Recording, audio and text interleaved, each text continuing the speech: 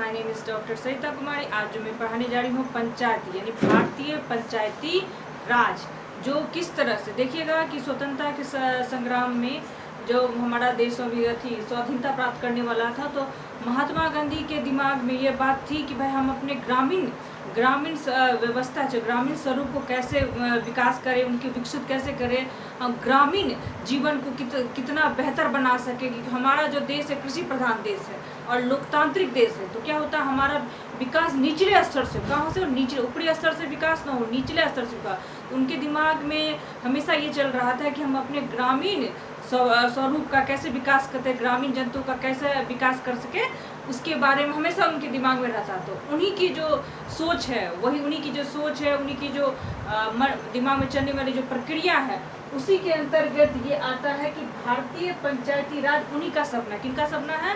महात्मा गांधी का सपना था कि हम अपने देश के जो पंचायती राज है, ग्रामीण राज जो है, उसका कैसे विकास करें। ठीक है, आगे बढ़ते हैं। क्या है? उपशास्त्रीय द्वितीय वर्ष। क्या है? उपशास्त्रीय द्वितीय वर्ष के पाठ्य के अंतर्गत भारतीय पंचायती राज के बारे में जानेंगे और उनकी प्रक्रिया, कौन कौन सी समिति बनी, कौन कौन से क्या किसे कहेंगे पंचायती राज, और समितियों के बारे में चर्चा करेंगे। सबसे पहले हम देखेंगे कि पंचायती राज कहेंगे किसे। यहाँ क्या कहा कि जनता द्वारा चुने गए व्यक्ति, क्या कहा? जनता के द्वारा। जैसे कोई वोटिंग का जो प्रोसेसिंग होता है, उसमें क्या होता है? जनता। आप लोकतांत्रिक पहले ही बता चुकी, लोकतांत्रिक देश है, तो लोग के द्वारा चुना गया जो व्यक्ति होता है, क्या गया? जनता के द्वारा चुने गए व्यक्ति एक समिति या पंचायत के माध्यम से ग्रामीण क्षेत्रों में स्थानीय, क्या है यहाँ क्या कहा गया? जनता के द्वारा चुने गए व्यक्ति एक समिति या पंचायत के माध्यम से ग्रामीण क्षेत्रों में स्थानीय स्वशासन। उन्होंने क्या किया कि ग्रामीण जो लोग होते हैं, उनके द्वारा चुना गया जो प्रतिनिधि होता है, जो वो आता है, वह समिति हो या व्यक्ति हो या सत्ता के रूप में जाए, तो वो क्या करता है?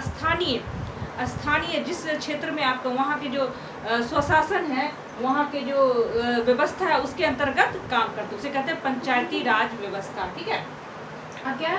भारत में पंचायती राज व्यवस्था, दूसरे शब्दों में जिसमें स्थानीय स्वशासन, यहाँ चर्चा क्या हुआ? स्थानीय स्वशासन। यह जहाँ पे हम हैं, जिस जगह की बात कर रहे हैं, उसके बारे स्थानीय, अब जहाँ पे है स्थानीय स्वशासन भी कहा जा सकता है। ठीक है। यहाँ क्या कहा गया? भारत में पंचायती राज व्यवस्था, दूसरे शब्दों में जिसे स्थानीय, जहाँ पे हम काम कर रहे हैं, वहाँ के बारे में स्थानीय स्वशासन भी कहा जाता है। देखिए यहाँ स्वशासन के बाद उठा है, यानी जनता के द्वारा शासन। जनता के द्वारा शासन, वहाँ जनता अपने कैसे ग्रामीण क्षेत्र के अपने ग्रामीण लोगों का विकास कर सकते हैं। ठीक है, आगे बढ़ते हैं।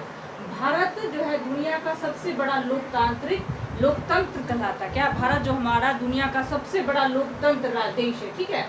और कोई भी देश, राज्य या संस्था सही मायने में लोकतांत्रिक तभी माना जा सकता जब शक्ति उपयुक्त विकेंद्रित हो। अब देखिएगा जो हम ये तो पहले भारत जो दुनिया का विश्व का सबसे बड़ा लोकतांत्रिक देश है, क्योंकि यहाँ लोगों का सरकार है, लोग व्यक्ति जो चुन के अपनी सरकार बनाते हैं। और इसका सबसे बड़ा क्या कारण कि शक्ति का लोकतांत्रिक तभी मानी जाएगी जब अब शक्तियों का उपयुक्त विकेंद्रीकरण, यानी एक होता है केंद्रीयकरण। क्या होता है? केंद्रीयकरण का मतलब मैं, हम मेरे काम हो, हम करेंगे ये काम हो, ये मैं बोलूंगी ये काम हो, तो मेरा सब मेरा चलेगा। सत्ता किसका सत्ता चलेगा? यहाँ केंद्रीयकरण में सत्ता आपका चलेगा, मैं, यहाँ हम पे होता है। लेकिन विकेंद्रीकरण मतलब होता है, विकेंद्रीकरण का तात्पर्य है कि कार्यों का बंटवारा, सारी शक्ति एक के पास नहीं, सबके पास हो। ठीक है। जैसे कि मान लीजिए ये केंद्र सरकार है, केंद्र सरकार, ठीक, उसके नीचे राज्य सरकार, उसके स्थानीय प्रशासन। ठीक। और स्थानीय प्रशासन के अंतर्गत दो आते हैं, एक आते हैं ग्रामीण क्षेत्र जिसे पंचायती राज कहते हैं, दूसरा आता है जिला परिषद या जिला पंचायत कहते हैं, तीसरा आता है पंचायत समिति या जनपद पंचायत कहते हैं, और चौथा है ग्राम पंचायत। ठीक है। ये आते हैं स्थानीय स्वशासन के अंतर्गत। ठीक है, जहाँ पे है। और ये एक नगरीय है, लेकिन हम ज्यादा चर्चा अभी इसके बारे में करें। किसके बारे में? इसके बारे में।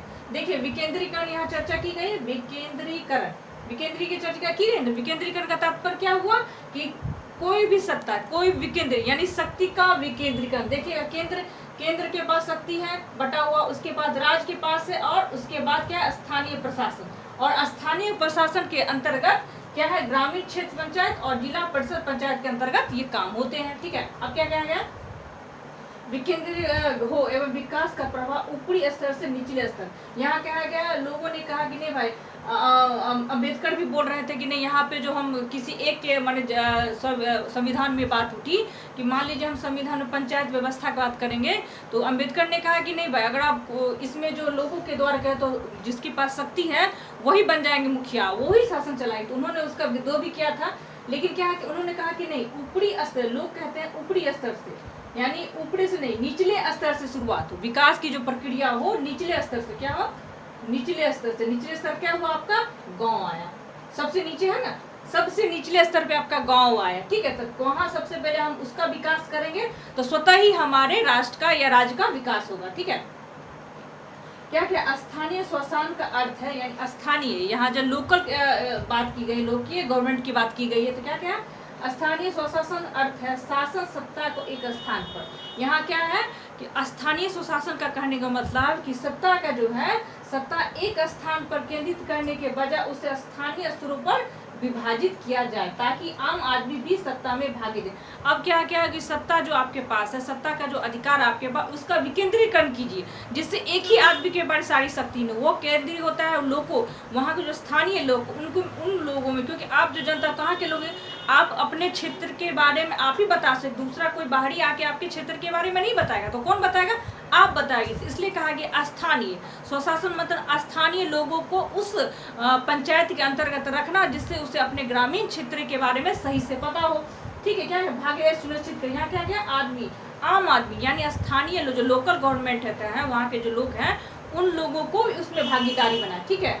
अपने हितों आवश्यकता अनुरूप शासन शौचालय के माध्यम से करे। क्या है? योगदान दे। आपकी जो योग्यता है उसके अनुसार उस पंचायत में आप काम कीजिए और अपना योगदान दीजिए। आगे बढ़ते हैं, क्या है?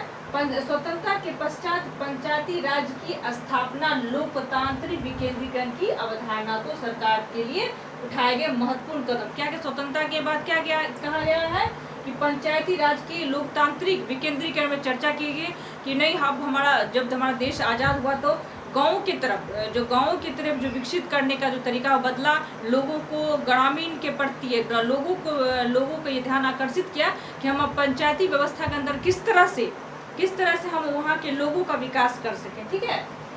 अवधारणा क्या गया? महत्वपूर्ण कदम से एक है वर्ष 1993 में संविधान के संशोधन। क्या है? संविधान के 73वें संशोधन द्वारा, यहाँ क्या गया? संविधान के 73वें संशोधन क्या गया द्वारा पंचायती राज व्यवस्था को संवैधानिक मान्यता मिली। अब देखिए, पूछेगा कि पंचायती राज को संवैधानिक अधिकार कब प्राप्त, कितना कब प्राप्त हुआ?